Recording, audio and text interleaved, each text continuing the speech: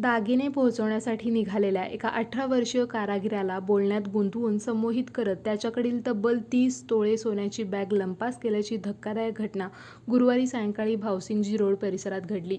या घटनेनंतर जुना राजवाडा पोलिसांनी तातडीने तपास सुरू केला आहे. मिळालेल्या माहितीनुसार रंकाळा टॉवर परिसरात राहणारे समीर सुधीर पात्रा हे गेल्या 17 वर्षांपासून सोन्याच्या दागिन्यांवर कलाकुसर करण्याचे काम करतात. त्यांच्या कारखान्यात सुमारे 20 कामगार कार्यरत आहेत.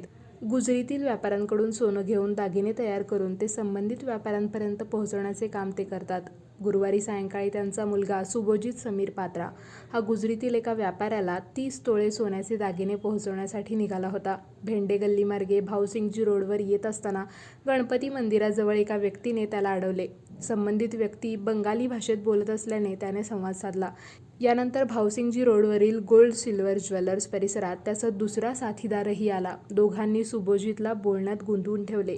यावेळी एका व्यक्तीने खिशातून काहीतरी वस्तू काढून त्याच्या हातावर ठेवली. त्यानंतर सुभोजित संमोहित झाल्याचा संशय व्यक्त करण्यात येत आहे.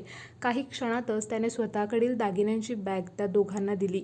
बॅग मिळताच दोन्ही भामटे घटनास्थळावरून पसार झाले. घटनेनंतर सराफ संघाचे अध्यक्ष राजेश राठोड आणि उपाध्यक्ष विजय हावळ यांना माहिती देण्यात आली. त्यांनी जुना राजवाडा पोलीस ठाण्याचे निरीक्षक किरण लोंढे यांची भेट घेतली.